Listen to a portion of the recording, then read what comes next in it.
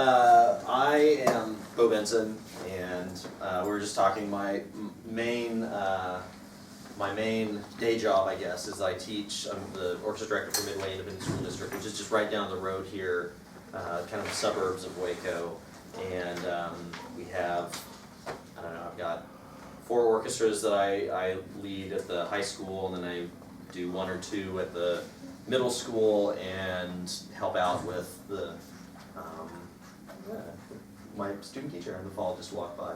Actually, I help out with the 6th grade beginners, and so I wear a lot of hats. Being the head director, I do all the budgeting and that sort of thing, the administrative stuff for the orchestra program. I also conduct the Waco Symphony Youth Orchestra, which is connected to the Waco Symphony, and we usually rehearse here, and kids meet once a week for 2 hours, and we have 1 or 2 concerts a semester. And then I also do the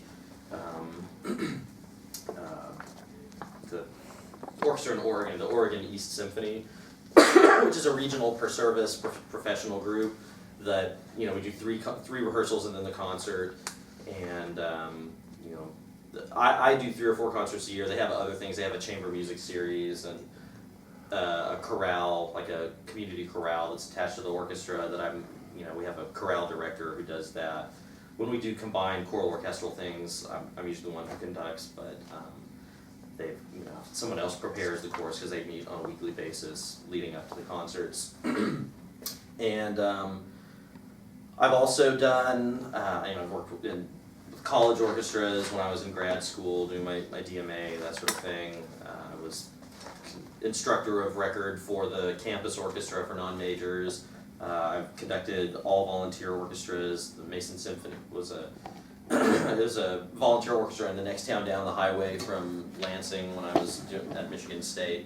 And I've also done some work for like the Fort Worth Symphony most recently as a full-time orchestra, full-time professional orchestra. Cover conducted and did some educational concerts for them. So this is all, I'm telling you all this just to say that my perspective and background is I've sort of seen the gamut of different types of orchestras, from beginner students all the way up to professionals, and each one has its own kind of culture and own set of pros and cons and difficulties and challenges and good things, and we'll talk some about those differences today in this session. So, full disclosure, I should tell you, I go to a Church of Christ, so my joke was that I was going to have a handout for this, working with orchestra, and it'd just be a blank page that says don't. But let's see. So, just out of curiosity, like how many of you kind of think of yourselves primarily as choral people, choral background? Yeah. And how many of you primarily work in contemporary worship services? And what about like just instrumentalist, orchestral, like you've lived the orchestral life as an instrumentalist? Yeah. Okay. A little bit. A little bit. Cool. Here's a handout if you like one. This is the orchestra session. Okay, cool. So, I apologize, I was sick like a month ago, which means I'm still coughing. And so I apologize, I'm coughing and hacking here. Okay, so choral, primarily, folks, you primarily work with like church chorus sort of thing. Okay. All right, so I have these, first consideration is like what kind of orchestra you have. Hey, Jim. Hey, Bob. You have in front of you, and there are a variety. I think I look at the actual handout. Yeah. So, how many of you have like just sort of a standing orchestra that you work with at your church that made up of volunteers? Mm-hmm. Okay. And how do you typically have to hire ringers to fill in holes? Oh, that's great. Now and then. Yeah. Okay. Good deal. Because a lot of things that I can talk about have to do with contracting and that sort of thing, and so sounds like that might not be totally pertinent. be more, since you have kind of a standing volunteer group that you're working with. The thing about volunteers is obviously the downside is that they're, the technical limitations may be significant. Even if they at one time in their life played at a very high level, when you're a grown up and you have to work all day, that sort of thing, you don't have 6 hours a day to keep your chops up.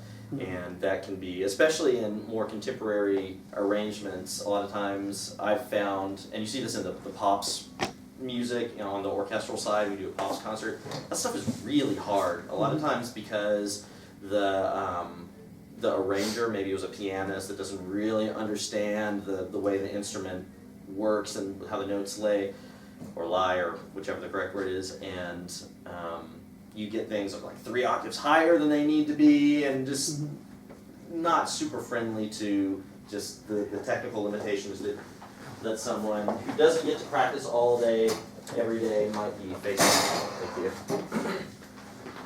The good thing, the other thing I find about volunteer groups is sometimes they have a high degree of ownership in the ensemble, and feel like they really like to be catered to, and they also like to have a lot of influence in what music gets picked and that sort of thing. And that's always just kind of a delicate dance to do, because when people are there just giving their time and doing, playing because they want to, you want to honor their interests and what they bring to the table, but also, you probably have a big picture perspective that they don't have, the strengths and weaknesses of the group, and that can be challenging to pick the right literature for the right mix of people that you have, and players often, just see things through their own lens. It's hard to filter that. The great thing about working with volunteer groups is the enthusiasm, and everyone's kind of there for the right reason, and they a lot of time, almost always, that really translates into music making, that there really is enthusiasm and excitement, and you can sense it in the music. Whereas with professionals, a lot of times, they can hammer out the notes like nobody's business, and it's going to sound polished, but you can tell there's not that intent there, that they're really playing it from the heart. They're just there to kind of get their check and move on. Students, now, depending on where you are, you may have students within the congregation who play, and sometimes students are at that time in their life, if they're pre-college, when they're taking lessons weekly or regularly, and they're playing in orchestra at school, and they're really kind of on top of their game. So having even some middle school kids can really play, and it's a great resource to, if you have those kids in your congregation. College students, if you're in a college town, obviously is a little bit different thing. Depending on the college, there's a wide spectrum of what type of people are majoring in music or going to college. A place like Baylor, the students here can play anything. They're really high level, and but if you go to a big state school, they're going to have really top-notch players, all undergraduate, graduate, etc. But then there are also those kids who were in high school band and hadn't ever taken private lessons yet, but they are really passionate about music. They want to be a band director or that sort of thing, and they're just not fully baked yet. They haven't had that guidance on their instrument to really develop as an instrumentalist, and they're enthusiastic, but also have technical limitations that can be that can come into play when you're dealing with different types of music. So kids also, they say never work with children and animals. Kids bring a set of strings attached that they're kids, and sometimes they're not super reliable, and they don't show up on time, or maybe they don't behave well in rehearsal, that sort of thing. And that can happen. Most of the time, though, kids are, I'm a teacher, so I'm a little biased, but most of the time they're great, and they're surprisingly professional, but The caveat is working with kids, sometimes they're kids, even if they play brilliantly. I used to do an opera camp in the summer with my students, and we'd have people that I knew from the Dallas Opera Course would come down and sing principal roles, or do like La Sera Padrona or the Impresario, that sort of thing. And they'd be down in the pit banging out this Mozart, and they're like, okay, break time, and then go in the band hall and like just running around, kicking soccer balls off the wall and stuff. It's like, yeah, they're still kids. And then we go back down in the pit, and they're playing just really refined and elegantly and everything. It's easy to forget for me sometimes that they're, like, yeah, they're still children. Professionals, you may, even if you have a standing ensemble, you may find yourself in a position at some point that you need to hire. I don't have an oboe, and there's a big oboe solo, and I need to hire somebody.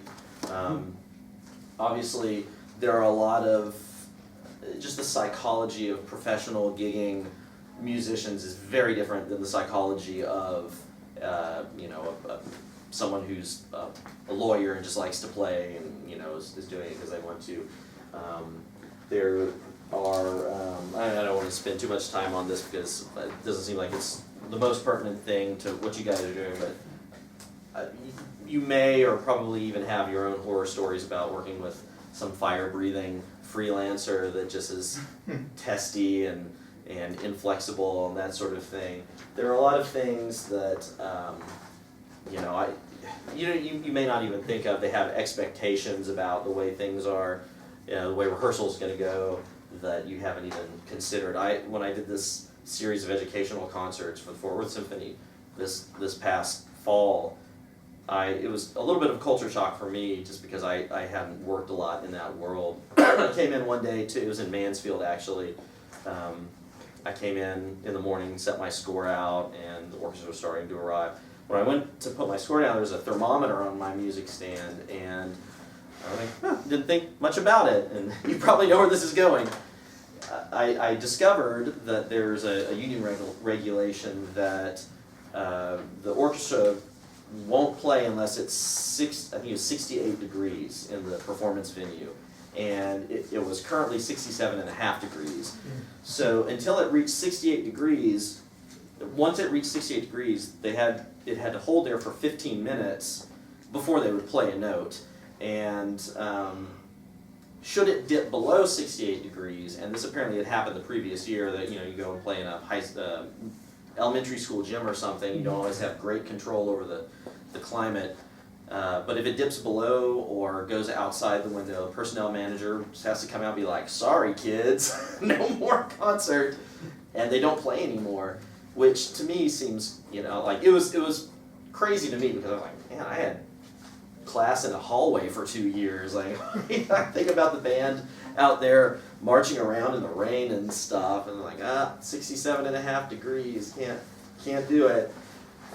But I also should qualify that by saying there are rules like that are in place for a reason, and I think they're necessary and positive. There are all these horror stories I know of people especially in Eastern Europe, where the orchestras are rehearsing, there's snow piled outside, and the management won't turn on the heater because they want to save money, and just being really abusive conditions, and then obviously the instruments are very valuable instruments that are influenced heavily by climate conditions, humidity, and temperature, that sort of thing. So I'm not knocking it. It just kind of blew my mind. I was like, what? What are you talking about? You can't play at 67 degrees. But it's a thing. And so there are a lot of assumptions that you may not even realize they have, that, it comes off as being like kind of prima donna-ish, like, can we get it warmer in here, please? But they're coming from a place that's not insincere.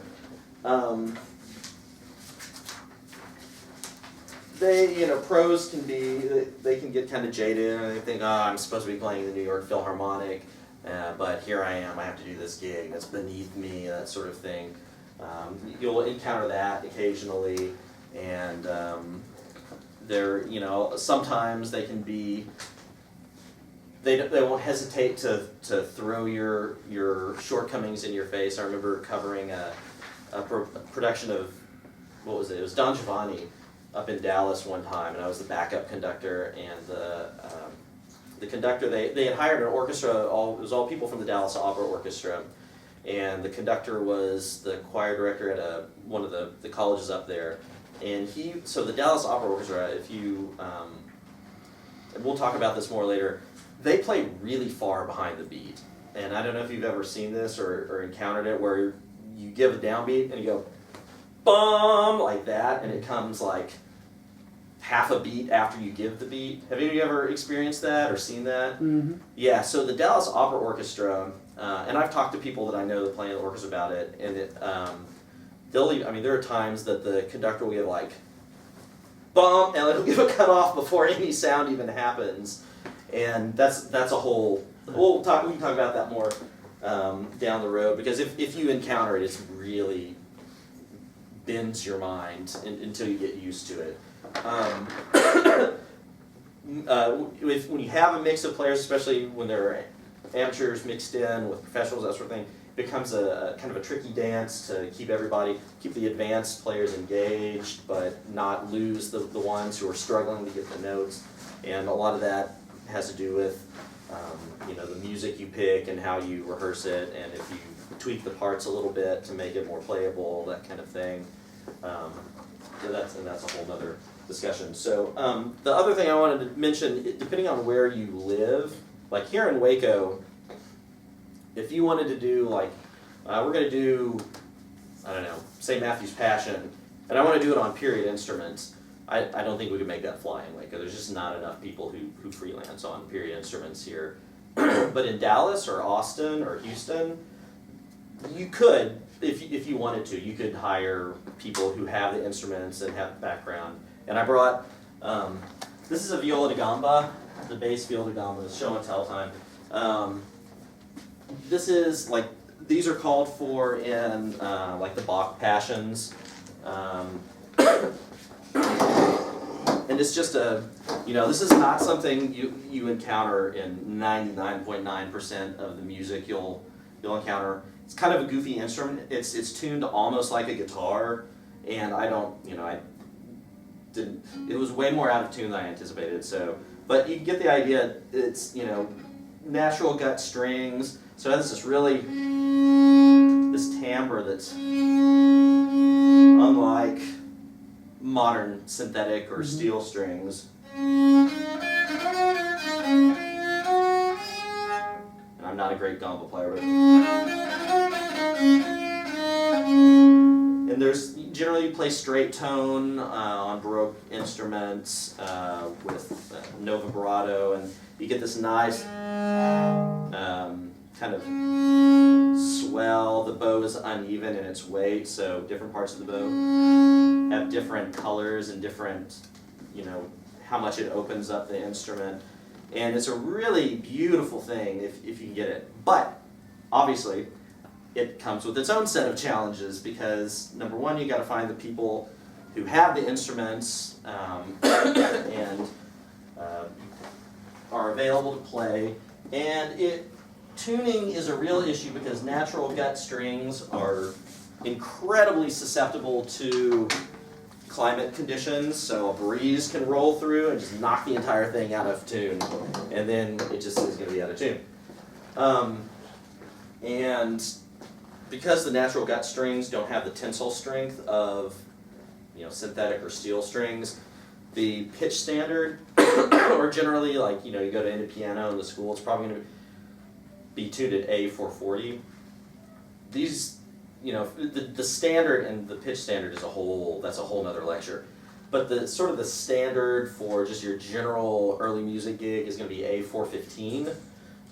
So it works out to being essentially a half step lower. Like you play RA and an A flat comes out, just because the strings can't handle the tension of being stretched tighter. And also the creeping up of pitch throughout history is a whole phenomenon. Now people are tuning at A444, some orchestras do. It gets you a brighter, more present sound. But that is, I just want to throw that out there. That's an option, but it's kind of a can of worms. Doing the early music thing. If you wanted to do like a Vivaldi or a Bach or something like that.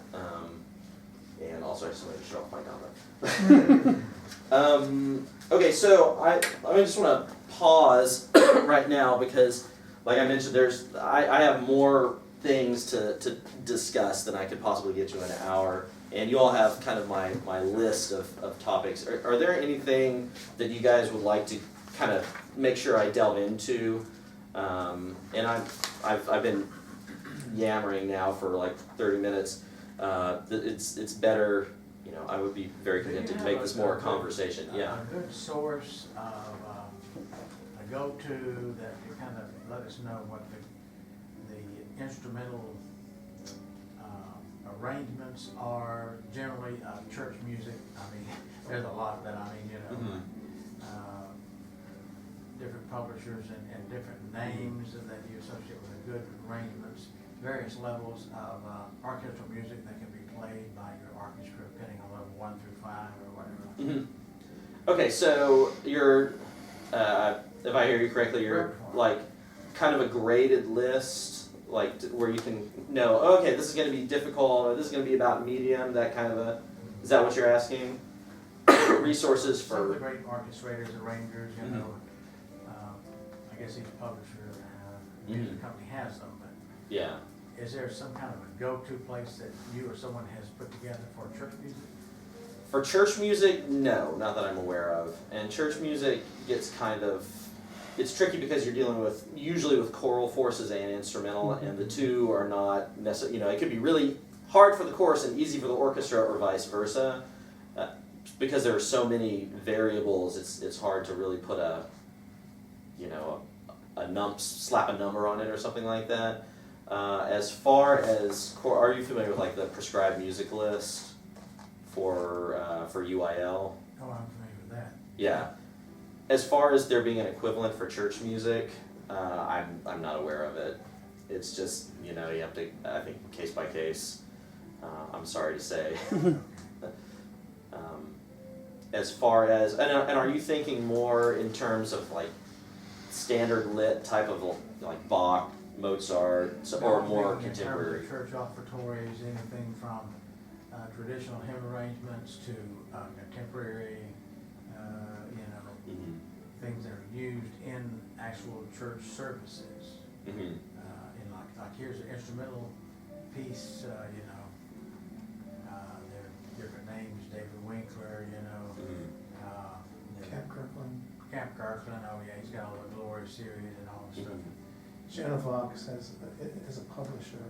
He used to be a publisher, but has a lot of looking for. Yeah, I'm sorry to say I don't have a good answer for you on that. It is hard. I know it's hard for me to find good orchestra arrangements for my church orchestra. Redwood Benson has a good series. Prism has, I think it's called the Glory Land series. But once you get out of those, it's just, it's like you're on an Easter egg trying to find something. Oh, yeah, we need Atlanta. Yes. Oh, yeah. How many of you have orchestras in your church, y'all, that you talk to? Versus I leave, but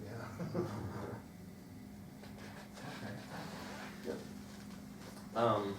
Yeah. You kind of left when you had the gamba. You were talking about tuning, and I wonder if we could kind of hover there for a little bit, because that's often one of the most challenging things with volunteers. And I'm sure some of us, maybe not all of us, are dealing with. We've got wind players. We may have a few string players. I've got a group of about 30, mostly wind players. Some really, really fine players that have degrees in their instrument. So I've been very, very fortunate there. But we also have piano. A lot of time driving. You talk about the Glory Land series and that sort of thing, and then organ. And so a lot of times we're tuning to a fixed pitch with the organist. Let's say that's kind of where we're going most of the time.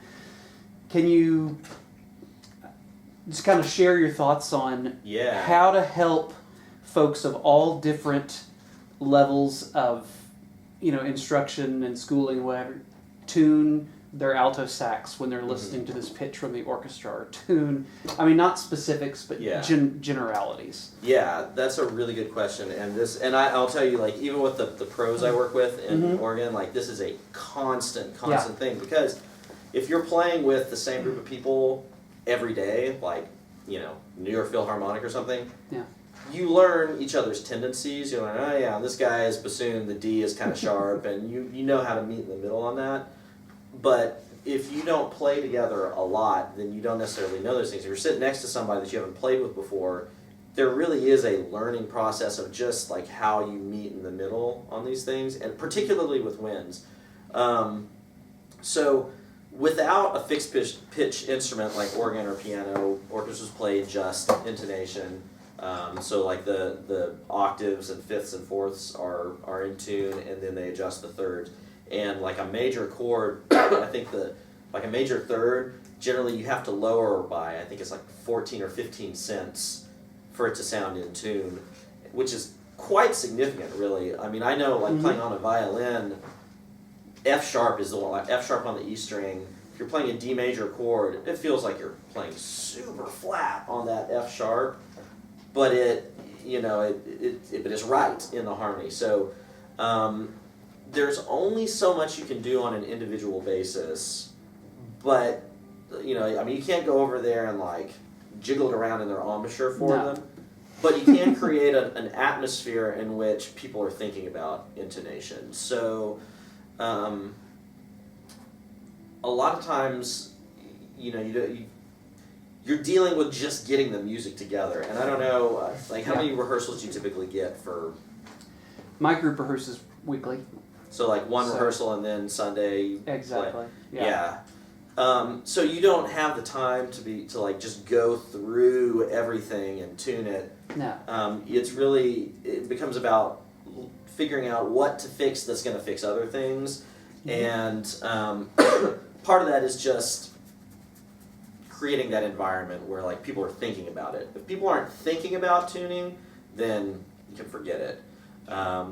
So like occasionally, like you might pull out a chord and be like, okay guys, this is really funny here. Let's just tune this chord, and then you can tune the octave. Everybody who's got the root, tune the root. Then add the fifth, get that fifth in tune. Then add the third, add seventh, that sort of thing, and then just build it up from the perfect intervals to the non-perfect intervals, and then do a few of those. If they get a few of them, it gets people thinking about it actively instead of passively, just like I push the button and the note comes out kind of a mentality. And it's something that develops over time. I'll tell you, in Oregon, because this is such an issue in the wind section, because they don't, it'll be a month or two between concerts, and we may have subs because, it's just not that consistent a schedule.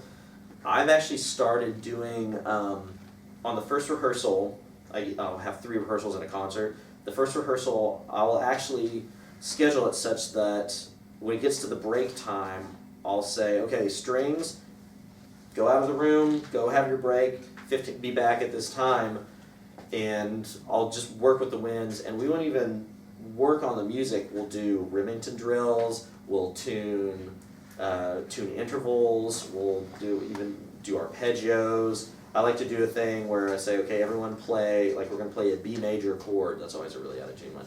Everyone play a B major chord, but pick what voice in the chord you're going to play, and everyone will be different. And we'll play it, we'll tune it. Okay, now do a different voice in the chord, play it and tune it. So everyone feels, when the root is moving around, how they, who they're tuning to and that sort of thing, just to get their ears working on, just being actively engaged in tuning. And I was really reticent to do that because these, some of these people are, have PhDs and they're professors on their instrument at universities in the area. And I didn't want them to think I was being condescending, and that's always something you have to be careful about. People will get real twisted up over, they're treating us like babies, kind of a thing. But I feel like my relationship with this orchestra is strong enough that we can be like, okay, let's look at this and address this issue. And we do these sort of, kind of middle school band type things just to get people hearing and knowing, this note I need to adjust this way, kind of a thing. And then I'll send them on their break, and then I'll work with the strings for 15 minutes, then we all come back. And it's been a good and fruitful way of going about it. How much time you have to spend to do that sort of thing is on one rehearsal is probably not a lot. But my two pieces of advice are isolate some chords, tune the perfect intervals, and then add thirds, sevenths, etc. And then just create that environment where people are like, oh yeah, he's expecting us to play in tune. But then, when you have a fixed pitch instrument, I mean, just tune to the fixed pitch instrument. It's easy to go, okay, ding, there's your C sharp, tune to that. And whether they like whatever the harmony is, if you're going on equal temperament, like that's going to be the C sharp. You got to play that. And they may be wanting to tune just, but like say, okay, here's the arbiter. This is what we're going to agree on. This is the C sharp, and then we're going to match it, and just know, they can mark in their music an arrow pointing up or an arrow pointing down, so that when they get to that note, oh yeah, I have to play a little lower than I usually do, or I have to play a little higher, that sort of thing. So that's kind of my 2 cents on dealing with intonation. And let's see if I miss anything, because I actually have it on my list of things to address. Yeah, I think that's basically it.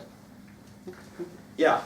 So talk a little bit about size of string section, 1 or 3, but not 2. Yeah. Particularly, most of us, it looks like, are dealing with volunteers, and we're happy to get whatever string players. Right. Yeah. Sometimes you just can't control that. Sometimes you got 2, and you got. But if there's a way to assign, so let's say if you got 6 or 8 violinists. Sounds like rather than 2 and 4 on first and second part, it's better to do 3 and 3. Yeah. Kind of explain that a little bit. Yeah. Okay. So there are a couple principles that at work here. First thing is that with string players, one player will play in tune with themselves, obviously.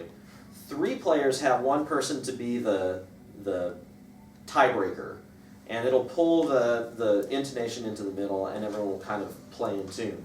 2 players, however, are going to fight it out, and string player mentality, they'll sometimes, oh, I'm not the one who's out of tune, and they're not going to. I call it. I had a student. I actually have a name for this. It's. I will not name those.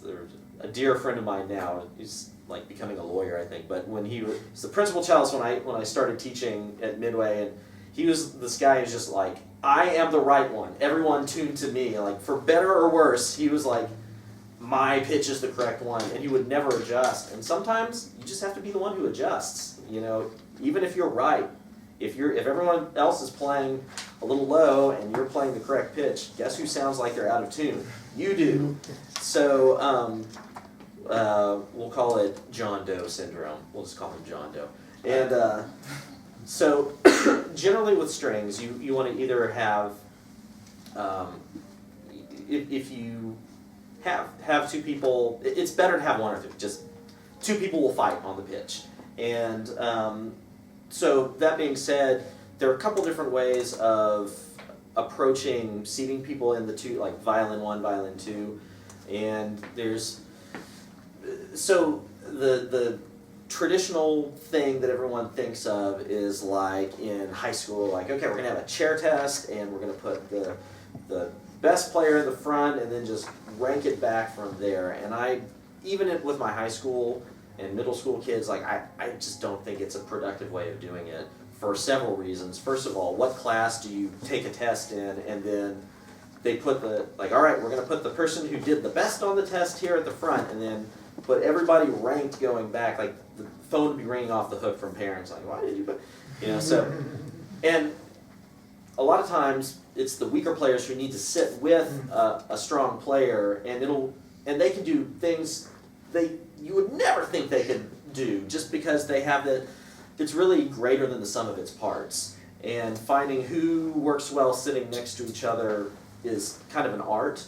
And you also, preface this by saying you have to have the sort of rapport of everyone knowing, I'm not here to rank you and say you are better than this person. I want everyone in the seat where you're going to sound the best and we're going to contribute the most to the ensemble. And that doesn't always mean the best player sits in the front seat. Sometimes the best player sits in the back and leads from the back and that sort of thing. And it, you know, so anyways, a lot of people think of seating strings in this ranked fashion, and I think there are many better ways of doing it because that breeds all sorts of weird feelings and that sort of thing. And I just don't even go there. And with my high school kids, like, I have kids, can we do a chair test? I feel like I'm better than so-and-so. I was like, you may be better than them, but you want to be where you contribute the most, not where you're going to, like, be the leader. And no professional orchestra does that. No professional orchestra,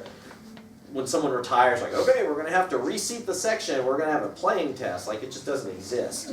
They rotate seating and, you audition for that person's spot. And it's just not a realistic way of doing things. So as far as the size of string sections, that's going to depend a lot on if you're trying to balance with the chorus, how many are in the chorus, what your amplification situation is with the chorus. Can you amplify the chorus? Because even a modest sized orchestra can make a lot of racket if they're, if they have good basic tone. I've done Marriage of Figaro with one on a part in the strings. I didn't like it, but it got it done.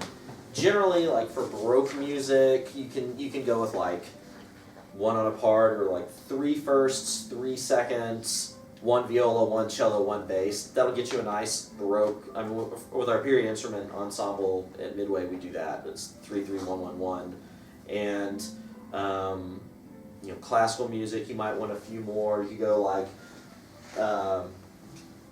you can get away with 3-3-1-1-1, but to get a more orchestral sound in the strings, if you have more like 6 in a section, it's going to be a more blended, bigger sound.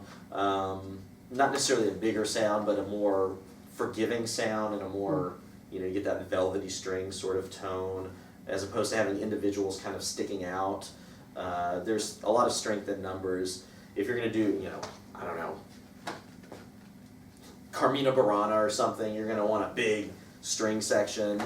But that's going to mostly be dictated by who you've got and what resources you have and that sort of thing. It would be nice to always have like 28 violins and that sort of thing to draw from, but that's not reality for almost anybody. I don't know if that answers your question about the string stuff. I can't even remember who asked. Right, Yeah. in terms of 3 versus, Yeah. but not 2. Yeah. Okay.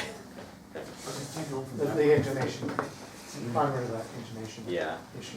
Now, the one exception is like with cellos and bass. Usually the bass, in classical, Baroque, and even a lot of Romantic literature, the bass is doubling the cellos at the octave. So you can go 2 cellos and a bass, and it's not an issue because they're all essentially playing the same part. But violins especially, they'll fight. Yeah. I was going to say on violas and cellos, say you have a very strong player and then your only other player is a weaker player. Would that weaker player follow the tuning of the stronger player, so you could go with 2 in that case, or? Yeah. I mean, if you've got 2 and you need to seat 2, then seat 2, and especially if there's a large discrepancy in their ability level. Yes. I think the weaker player will tend to blend in. Usually, I find they're usually more timid than anything else and don't want to stick out. Where you get into trouble is when you have somebody who plays out of tune, but plays really loud out of tune. And usually people usually know. They usually know, like, okay, I'm just going to kind of hang back here and blend in and not stick out. If you have someone who plays out of tune and loud, that's kind of a different scenario than I think what you're describing. I'm sorry, it's an abilities kind of thing, I suppose. Yeah. Ability. If you have some of less, ability and someone else, sound player, but that player would probably follow the more professional player. Yeah. In that case. Yeah, and I would certainly never be like, the 1 or 3 but not 2 is just a general kind of guideline. I mean, it's not a hard and fast rule. If you got 2 people that want to play, by all means, especially, it's just harder. If you're trying to, if you're going to release the recording on Deutsche Grammophon or something, then you want to get that 3rd person in there, but but it's just a general principle that it helps to have someone to pull the intonation in the middle. And viola's not going to stick out as much anyways. Cello, maybe cello. Or cello, yeah. Yeah.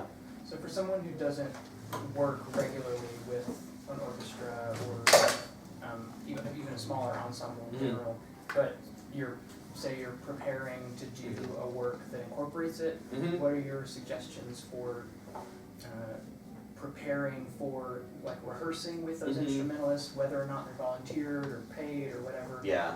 Things to think about, which the things to consider that you went around on earlier were helpful, but kind of more practical, like rehearsal preparation stuff. Yeah, I've got a lot of thoughts on that actually. Try and like skip through this quickly. So first of all, are you primarily like a choral background? Okay, so one thing that's important to remember is that choral musicians, when you're reading in a choir, you're seeing SATB and a reduction of the accompaniment. A violin or a flute player, they're going to see their part, and they might have a block that says, it's like a rest, and it says 32 over it. And that's all they know. They don't know this is where the trumpet comes in, and that's part of the rehearsal process is learning like, here's the roadmap, I know when this person comes in, I've got 8 measures, that sort of thing.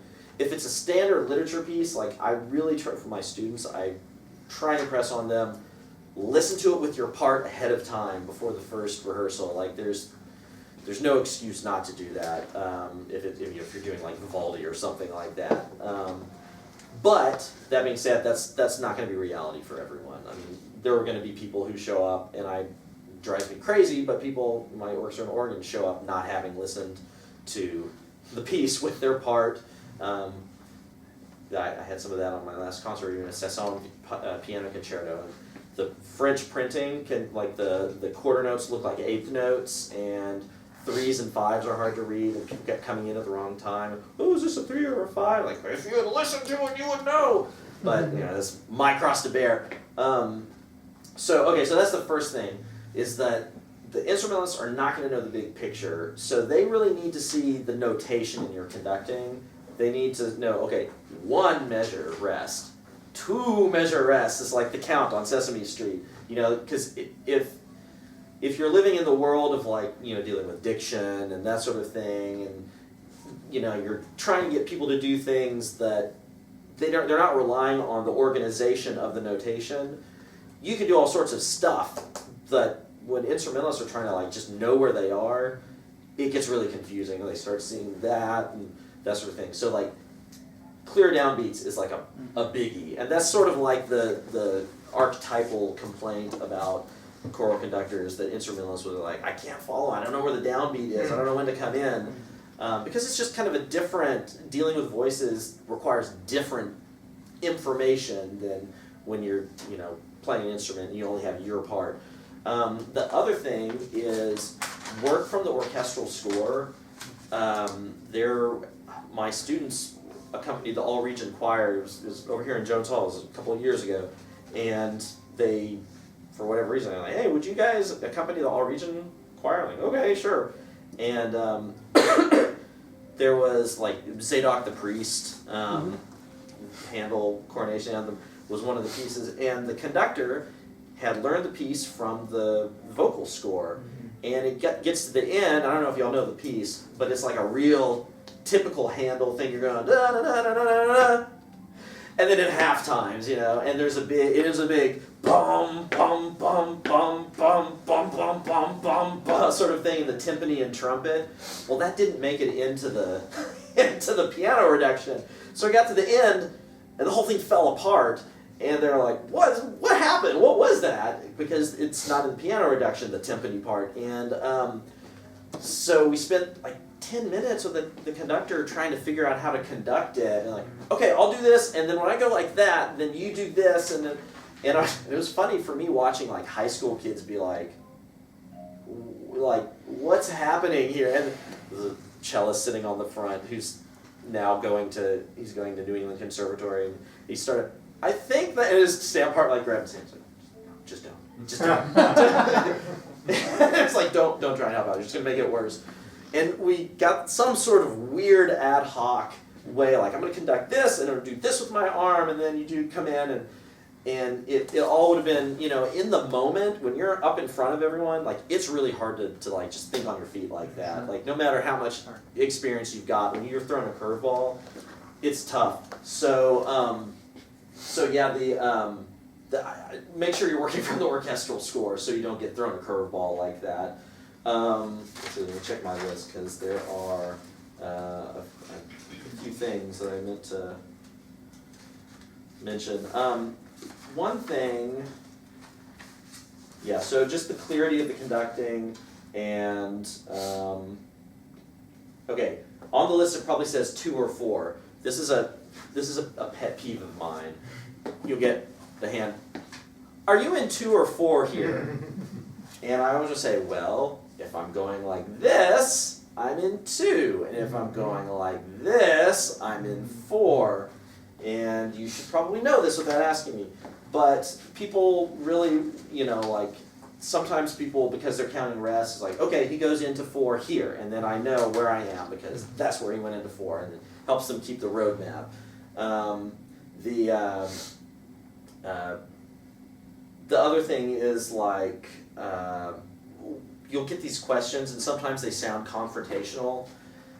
They're not, sometimes people are being a little testy, but the answer, you know, so, can you be more clear in this spot right here? The answer is always, absolutely, whatever you need, because you're there to serve them and make their job easier, and you don't want to get an ego match with somebody over like, well, I'm being clear, you know, and it happens. Even if you're 100% right and they're 100% wrong, doesn't matter. You're there to help them out, and just whatever they need, you'll do it. Let's see. Yeah, chain of command is just so you know. Like a lot of people, you may have watched orchestras play and go, well, they're following the concertmaster. They're not even following the conductor. And in a certain sense, that's true. Because there really is kind of a top-down hierarchy in the moment of, like, you give a gesture, the concertmaster picks it up, and the concertmaster leads the other string principals, and then everyone behind them follows them. So it's not a bad thing. It's not that your authority is being usurped. It's that there's this kind of tradition of chamber music playing within an orchestra that is honest, like really and truly, if you look at someone's bow on the string, you can get more precise information of how the sound's going to happen than maybe, you know, like even a downbeat or something like that. And it's something that I try and promote with my students and with professionals and everything, that like really we're a big chamber ensemble and you need to have your ears engaged, and I'm just here to kind of guide you along. Where this gets kind of funky is in rubato, like if you have to do a ritardando or something like that. You may have had conducting trainings like, okay, we're going to show exactly how much to slow down. Everyone play here, here, here, and when you have especially more experienced players, but even with amateurs and students, it's more, I find it's more effective to, it's kind of like you're riding a horse and you just let the reins go loose a little bit, let the horse kind of do its thing, and then, okay, here we are, a tempo. So you create a window for people to do the thing you want them to do, but do it intuitively in a way that feels right, Sure. rather than trying to dictate we're going to be exactly this much slower. Because, and this kind of goes to this sound delay thing, if people are playing where they think you're going to give the beat, they're not truly following you, they're kind of guessing where the beat's going to be. If you're not used to people playing behind you, then it's perfectly fine. I played for conductors that say, okay, I don't want you to play behind me, just put your sound on the beat, and you can just say that and expect it, and it'll be, you know, they'll do it. Ultimately, they don't like it because it's not how they're used to playing, and it doesn't have that sort of organic resonance. Like strings especially, the sound doesn't go bop like that when they articulate it. It's sort of like a, you know, the string starts to vibrate and it comes out of the floor sort of a sound. Even things that are pretty aggressive. And people tend to like to let the sound emanate and not necessarily play right on your beat. But there are times that it's sort of like the Hippocratic Oath, do no harm. In orchestra, it's the equivalent is like preserve ensemble. And whatever happens, like, oh, so-and-so came in half a measure early, you preserve ensemble, and you don't let everything go like that. You know, the concertmaster messed up and they came in, you know, a beat early, you go with them. You preserve the ensemble, or the conductor gives a miscue or something like that, preserve ensemble. And stay together.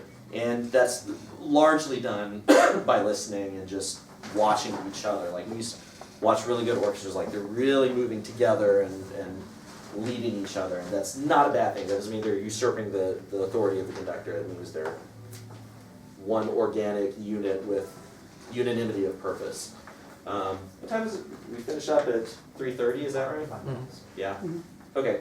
So that yeah. issue is, at least in my experience, more prevalent when you're dealing with an ensemble and a soloist, Mhm. as opposed to, say, an orchestra and Yeah. the choir. Right, And the yeah. choir's gonna pretty much, if you've rehearsed them, you know, Mhm. they're gonna, but Yeah. but with the soloist, there's a little more Mhm. of that rubato feeling Mhm. and more of a Yeah. give and take.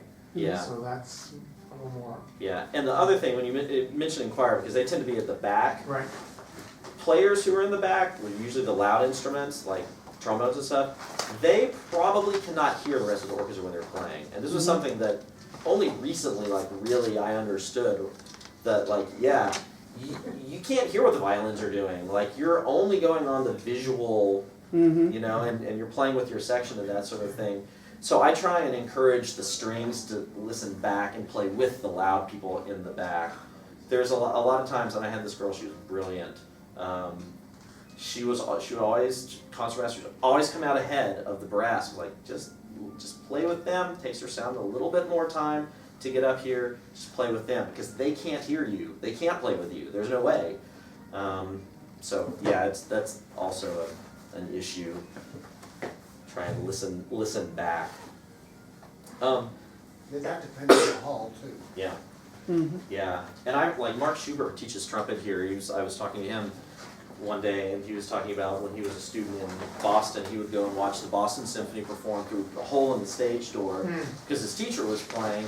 He said, I was always amazed by how far ahead of the conductor they were playing, but out in the hall it sounds together just because of the hall and the way everybody else played and everything. I mean, I played percussion and felt like I was playing before the conductor's beat, and they're going, oh, it's behind. Oh, okay, I'll play up like a beat ahead of the conductor. Like, all right, that's perfect. I'm like, if you say so. I hope that I've said something of use today, and if I haven't, I'm sorry. My email address is there. If you think of anything that I can be of assistance to you, or any questions I can answer, that I know I kind of ramble on about these things, please don't hesitate to email me, and I'd be happy to talk at length about whatever I can help you with. My area of expertise is really like the standard orchestral literature, so and also, like I said, I go to a Church of Christ, so I don't know a lot of the common lit for worship orchestra, that sort of thing. But I do know orchestra stuff, and I know instruments and that kind of thing. So if I can be of any assistance, please don't hesitate to get in touch.